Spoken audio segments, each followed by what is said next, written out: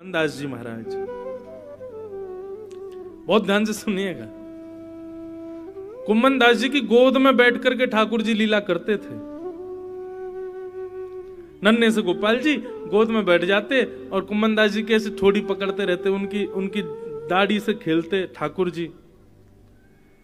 कुम्मन दास जी इतने दीन थे, इतने गरीब थे कि उनके घर में तिलक स्वरूप लगाने के लिए भी शीशा नहीं था। वो कठौते में जल भर के उसमें अपना परछाई देख करके तिलक लगाते थे। एक दिन अपने घर के बालक से मांगने लगे कि आरसी लेके आओ, तिलक लगाना है। तो घर के बालक ने कहा, बोले आरसी तो पड्डा पी गए हो, कठौते का जलता पी गया पड्डा, अब कहां से आरसी लगा मैं। इतने दीन थे, मतलब इतनी व्यवस्था नहीं थी उनके घर पर। ऐसी स्थिति में ठाकुर जी उनके साथ लीला करते थे, लेकिन वो कभी ठाकुर जी से प्रार्थना नहीं करते, ठाकुर जी मेरा खूब वैभव बन जाए, खूब वैभव बढ़ जाए। कुम्मन दास जी अपने खेत में, आज भी कुम्मन दास जी के खेत हैं हमारे वहां गोवर्धन में, तो कहते हैं कुम्मन दास जी हल आगे जोतते, हल लेके चलते थे और पीछे ठाकुर जी अपने हाथ से बीज डालते हुए चलते थे, स्वयं ठाकुर जी। ये कोई सतयुग त्रेता द्वापर की कथा नहीं है, इसी कलयुग में, इसी कलिकाल में ठाकुर जी पीछे पीछे बीज डालते हुए चलते थे कुम्मन दास जी के साथ। एक बार का प्रसंग आता है कि कुम्मन दास जी हल चला रहे थे और ठाकुर जी बीज उड़ाते हुए चल रहे थे पीछे पीछे। इतने में ही शाम के 4:30-5 बज गए, मंदिर खुलने का समय, उत्थापन के घंटे घड़ियाल बजने लगे, ठाकुर जी का मंदिर खुलने वाला है। घंटे घड़ियाल की आवाज सुनकर के कुम्मन दास जी ने तुरंत हल छोड़ा, हाथ पांव धोने लगे, हाथ पांव धो करके पहुंच करके मंदिर की ओर भागने लगे। ठाकुर जी पीछे पीछे भागे, अरे कुंभना, मैं तेरे संग खेत में काम कर रहा हूं, तेरे संग खेत में बीज बुबा रहा हूं और तू है का मोह मार छोड़ के मैं मंदिर में जा रहा हूं। अरे जब मैं तेरे संग यहीं बैठा हूं तो फिर मंदिर में काहे को जा रहा है। कुम्मन दास जी बोले, जय जय, आप मेरे संग खेत में बीज बुब्बा पे आयो, आज आयो, कल आओगे कि नहीं कुछ पता थोड़ा ही है। कल आपको मन नहीं किया तो कल नहीं आओगे, परसों आपको मन किया तो फिर आ जाओगे।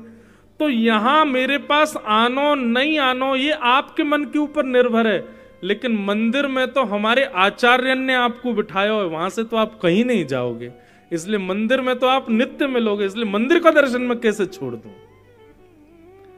आप मेरे घर आ रहे हो नहीं आओगे ये तो आपकी इच्छा है, लेकिन मंदिर में तो आप सदा विराजोगे, मंदिर तो आप कभी नहीं छोड़ सकते, इसलिए उस मंदिर को मैं क्यों छोड़ दूं, क्योंकि आप घर आ गए, नहीं, मैं उसका त्याग नहीं करूंगा।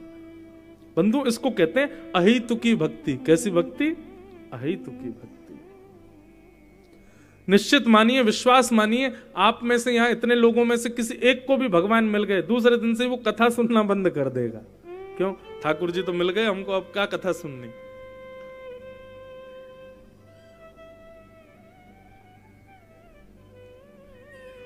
अहेतुकी भक्ति किसे कहते हैं? ठाकुर जी कितना भी अनुग्रह करें पर उसके बाद भी आप अपनी दीनता का कभी त्याग ना करो, अपनी स्थिति का कभी त्याग ना करो, उसको अहेतुकी भक्ति कहते हैं।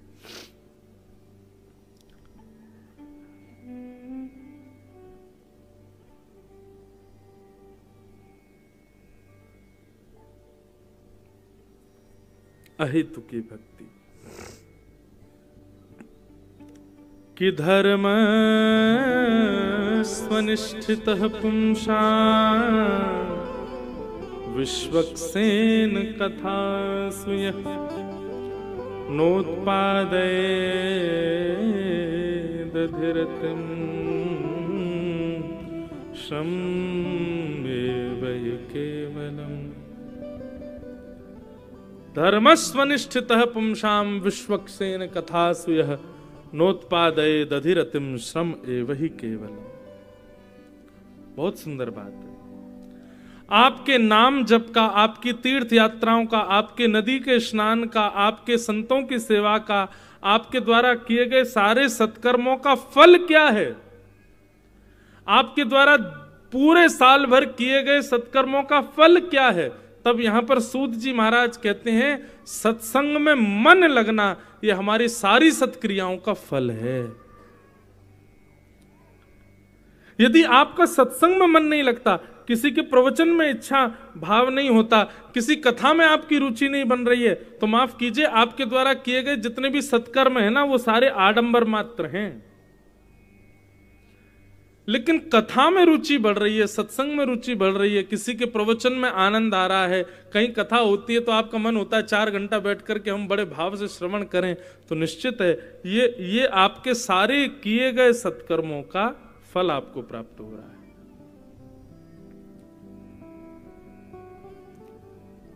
विश्वक्सेन कथा सुयः नोत्पादये दधिरतम श्रम।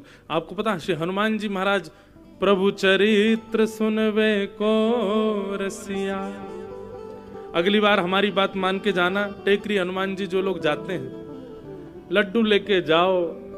आज तक आप लड्डू लेकर के गए, आज तक आप सिंदूर लेकर के गए, और भी जो जो सामग्री आप लेकर के गए, हनुमान जी महाराज को ये प्रिय है, ये प्रिय है ना, सब जगह एक ही बात लिखी, प्रभु चरित्र सुनवे को रसिया।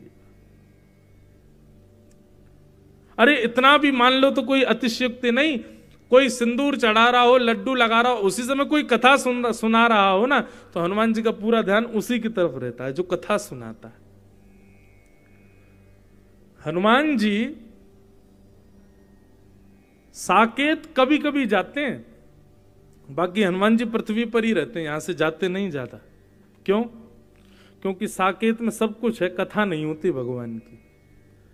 पृथ्वी पर कथा होती है ठाकुर जी की, इसलिए हनुमान जी को पृथ्वी कभी नहीं त्याग। पृथ्वी पर भले ही लाखों दोष हो, पृथ्वी पर भले ही बड़े पाप हो, पृथ्वी पर भले ही कितना भी बुरा हो रहा हो, लेकिन श्री हनुमान जी महाराज फिर भी पृथ्वी का त्याग इसलिए नहीं करते। क्यों? यत्र यत्र रघुनाथ कीर्तनम तत्र तत्र कृतमस्तकांजलिम वाष्पवारि परिपूर्ण लोचनम मारुतिम नमत राक्षसांतकम। क्योंकि यहां पे भगवान की सुंदर कथा होती है, हनुमान जी को वो बड़ी प्रिय है।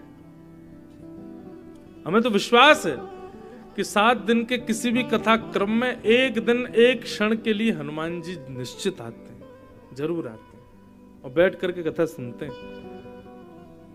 हमारे पूज्य नाना जी तो भागवत के वक्ता पूज्य श्री कृष्णलाल शास्त्री जी, वो तो कहते थे कि कथा कहते कहते सहज ही किसी देवता का स्मरण हो जाए, कथा कहते कहते किसी भक्त की याद आ जाए, कथा कहते कहते अनायास ही किसी का मुख से नाम आ जाए, तो यही समझना चाहिए वो कथा में आए हैं, इसीलिए उनकी हाजिरी लग रही है।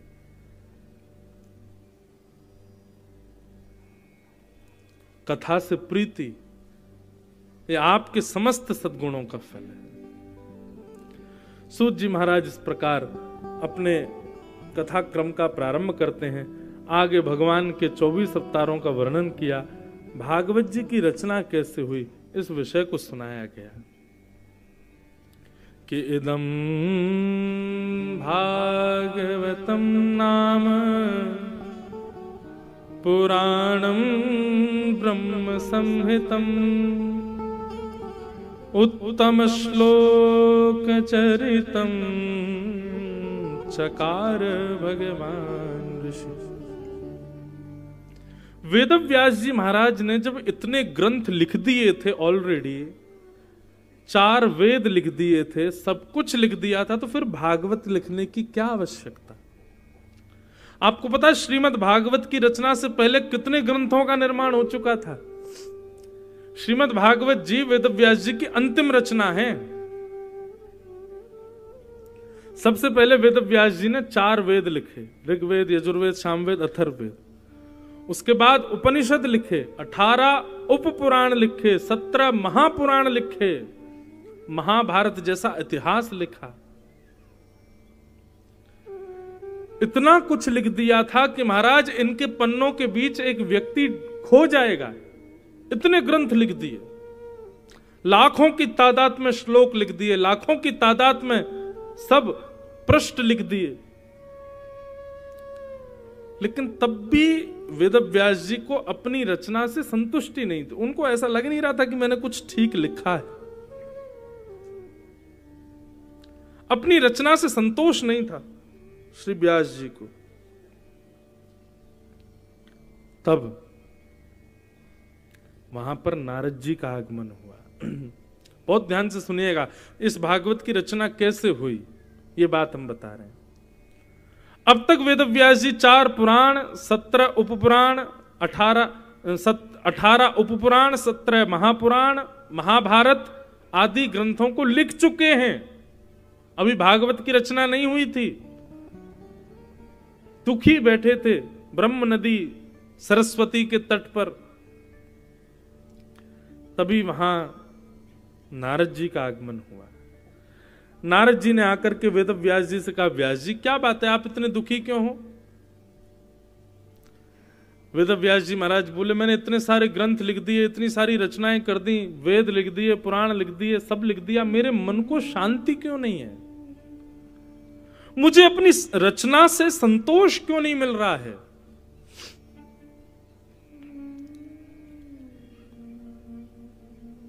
नारद जी महाराज बोले, मैं बताऊं? बोले बताइए। तब नारद जी ने बहुत सुंदर बात कही, ध्यान से सुनिएगा बंधु, कि भवतानुदित प्रायम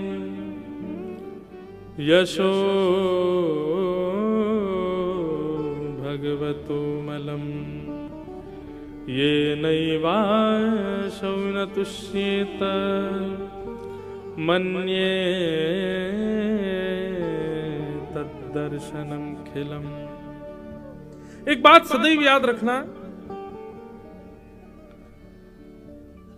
सांसारिक विषय भोग जितना भोगो उसमें सदैव संतोष करो, जितना मिल जाए उसमें संतोष करो। बहुत ध्यान से सुनिए, संसार से संबंध रखने वाली वस्तु जितनी मिल जाए उसमें संतोष करो, जितनी कम मिल जाए उसमें संतोष करो, और भगवत वस्तु जितनी ज्यादा मिले उसमें भी असंतोष रहो। समझ रहे हैं बात को? सांसारिक संबंध रखने वाली वस्तु जितनी कम मिले उतनी कम में भी बहुत मानो, और ठाकुर जी से संबंध रखने वाली वस्तु जितनी ज्यादा मिल जाए उसको उतना कम मानो कि नहीं अभी तो कम है, इसमें असंतोष ही बनी रहनी चाहिए। कई लोग कहते हैं महाराज जी हम खूब कथा सुनते हैं, खूब सेवा करते हैं ठाकुर जी की, पर मन को संतोष नहीं होता। बहुत अच्छी बात है कि आपको संतोष नहीं हो रहा है। कथा सुनने से यदि संतोष हो गया तो कथा सुनोगे ही नहीं, फिर सेवा से संतोष हो गया तो सेवा करोगे नहीं, वृंदावन जाने से मन भर गया तो वृंदावन जाओगे नहीं। ये अपूर्णता सदैव बनी रहनी चाहिए भक्ति में। संसार में जितना हो सके उतना पूर्णता का अनुभव करो, और ठाकुर जी की भक्ति में जितना हो सके अपूर्णता का अनुभव करो, ये बना रहना चाहिए।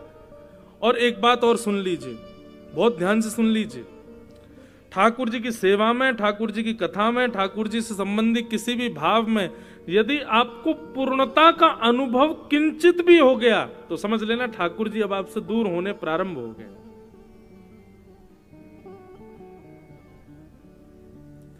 किसी ने कहा चलो वृंदावन चल रहे हैं, भाई खाली तो बैठे हो, क्या कर रहे हो यहाँ पे, चलो वृंदावन चलें।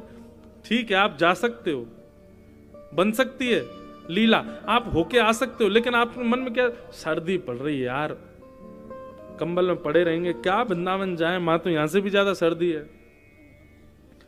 और ये विचार करके आलस्य के कारण आप वृंदावन जाना अपना स्थगित करते हो, तो ये मत सोचना कि आप नहीं गए हो, ठाकुर जी ही नहीं चाहते कि आप आओ। इसी आपके हृदय में वो आलस्य प्रकट हो रहा है। नित्य कथा सुनने आ रहे हो, एक दिन 2 दिन आ गए, तीसरे दिन अरे यार वही कथा, वही व्यास जी, वही भजन, वही कीर्तन, वही जगह, क्या क्या सुन लेंगे, बात होती रहती है गुना में कथा, कभी और सुन लेंगे। तो ये मत सोचिए कि आप नहीं गए हैं, भागवत जी नहीं चाहती कि आप आओ और सुनो। जिस दिन आपके हृदय में ठाकुर जी की भक्ति, कथा, सेवा के प्रति संतुष्टि सी हो जाए और पूर्णता सी लगने लग जाए, बस हो गया, उस दिन समझना अब ठाकुर जी दूर हो गए। ठाकुर जी कम से कम 10 कदम पीछे चले गए आपसे, और धीरे धीरे पीछे ही जाएंगे। लेकिन एक व्याकुलता बनी है, जैसे प्यासे को पानी की व्याकुलता रहती है, ऐसी आपके भीतर भी व्याकुलता है।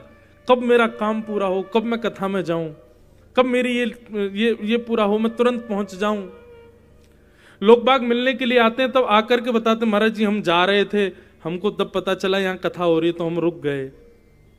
मैं उनसे तो सामने नहीं बोलता, पर मन में भाव आता है आप रुके नहीं है, ठाकुर जी ने रोका है। हमारे तो घर में महाराज जी ऐसे ऐसे ब्याह था, मैंने तो बोल दिया मैं तो उसी दिन आऊंगा, मैं तो कथा सुनूंगा, मुझे तो कथा सुननी। तब मन में भाव आता है तो ठाकुर जी चाहते हैं कि सुने।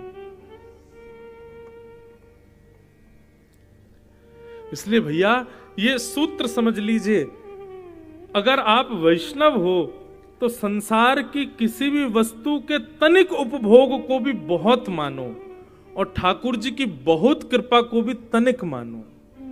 ऐसे जी, अभी तो कुछ मिला ही नहीं, अभी तो कुछ हुआ ही नहीं है, अभी तो बहुत कुछ प्राप्त करना है।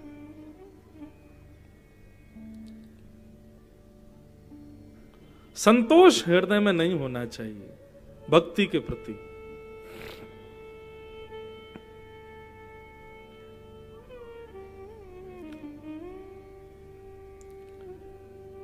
श्री नारद जी महाराज कहते हैं, एक प्रसंग याद आया मुझे, कथाओं में कहा करता हूं कभी कभी,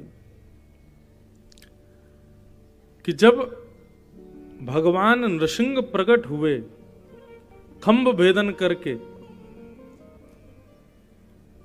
हिरण्यकश्यप का वध कर दिया भगवान ने।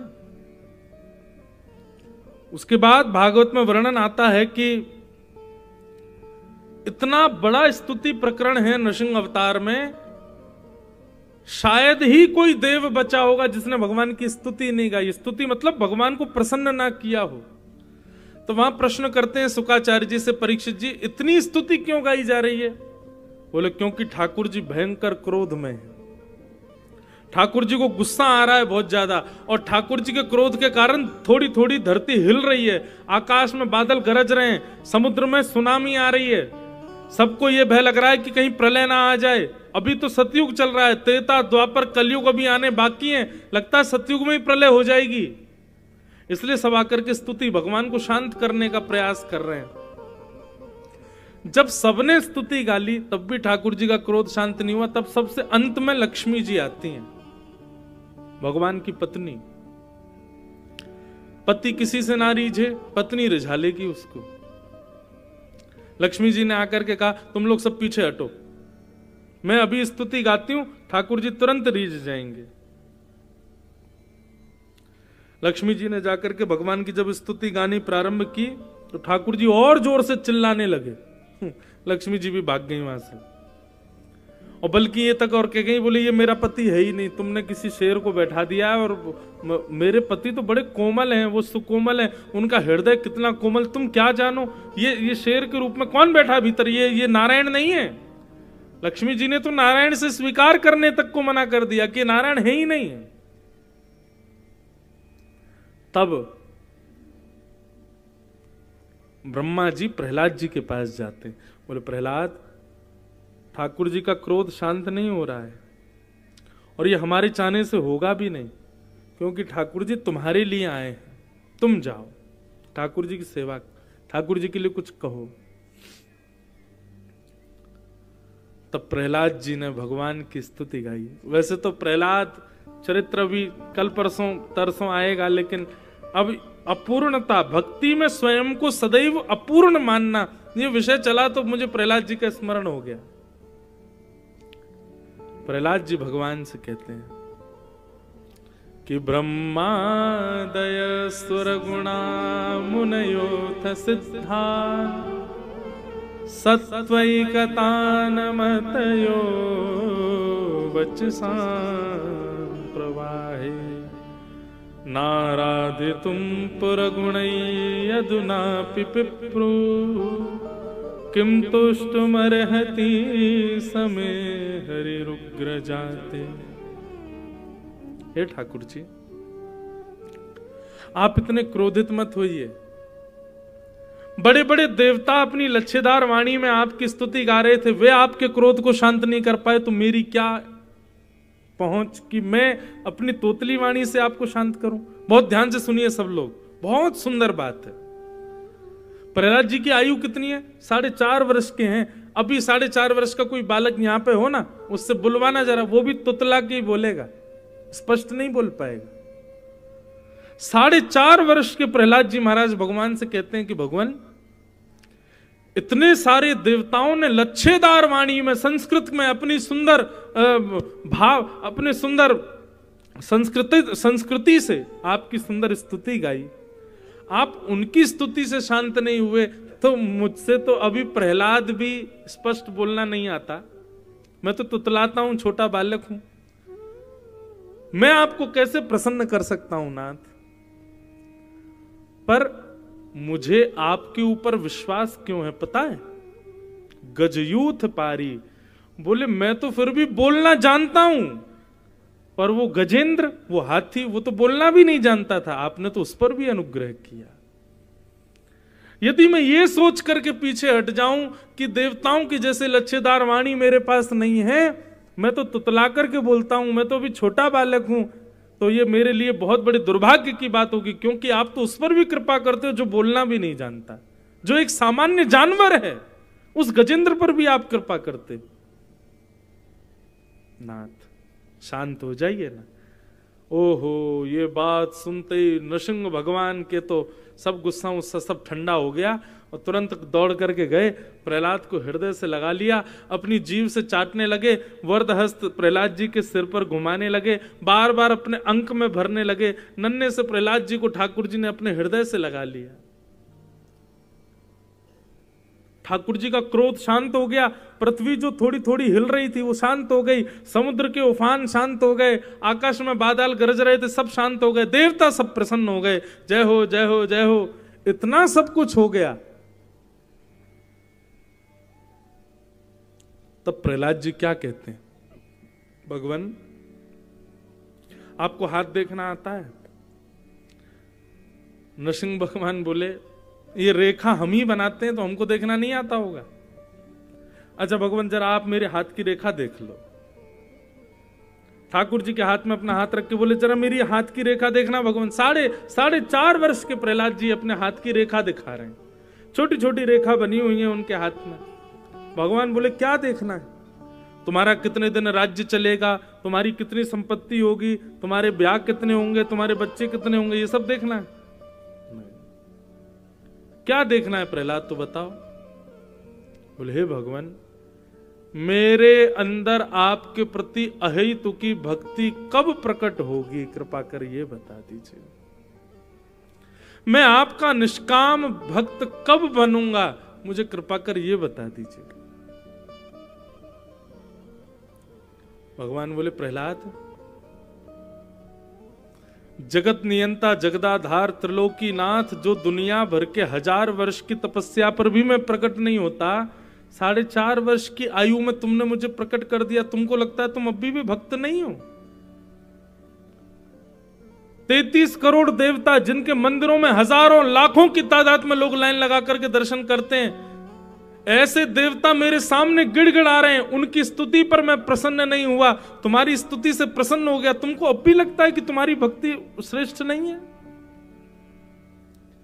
लक्ष्मी, जिसको पाने के लिए पूरा ब्रह्मांड दौड़ रहा है, वो लक्ष्मी की भी स्तुति मैं स्वीकार नहीं कर रहा हूं, उस स्तुति के आगे तुम्हारी तोतली वाणी में कही गई स्तुति मुझे इतनी प्रिय लग रही है, अब भी तुमको लग रहा है कि तुम भक्त नहीं हो? तुम्हारे लिए मैं खंभ से प्रकट हो गया, एक अद्भुत अवतार नृसिंह लेकर के मैं प्रकट हो गया, तुमको अभी भी लगता है कि तुम भक्त नहीं हो? इसे कहते हैं भक्ति। यहां हम गिरिराज जी की पैदल परिक्रमा लगा लेते हैं तो हमको इतना अभिमान हो जाता है कि 4 लोगों से कहेंगे हाथ दबाए, पैर दबा भाई यार, थक गए यार हमने, एक बार में पूरी परिक्रमा रुका नहीं हूं मैं बिल्कुल भी, इसी में ही अभिमान हो गया।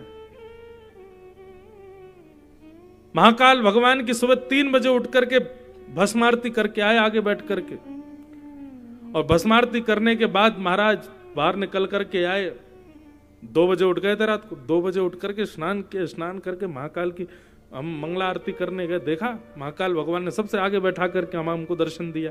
अभिमान आ गया, इतने में ही अभिमान आ गया। 7 दिन एक आसन पर बैठ करके कथा सुन ली, तो फिर आदमी को आदमी नहीं समझ रहे हम, पैर ऐसे से ऐसे भी नहीं किए हमने, एक आसन पर बैठ के पूरे, बस इतने में ही अभिमान आ गया। और यहां प्रहलाद के लिए भगवान नृसिंह बनकर के प्रकट हो गए, तब भी प्रहलाद जी कहते हैं कि भगवान मेरी हाथ की रेखा देख के बताओ मैं आपको भक्त कब बनूंगा।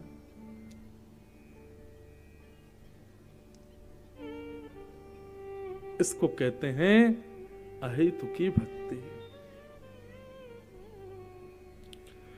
अपनी भक्ति में कभी भी संतोष मत करना बंद होंगे, नहीं बहुत कर लिया मैंने, नहीं अभी तो कुछ नहीं किया हमने, अभी तो हमारी भक्ति अपूर्ण है, हमारी भक्ति में कोई श्रेष्ठता योग्यता है ही नहीं। इसलिए मैं कह रहा हूं, इस बात को लिख लीजिए, संसार की उपभोगी वस्तु इतनी भी मिले तो उसको इतना मान करके जियो, और ठाकुर जी की भक्ति इतनी भी मिले तो उसको सूक्ष्म मान करके रहो। अभी तो कुछ मिला ही नहीं, अभी तो कुछ हुआ ही नहीं हमारे साथ।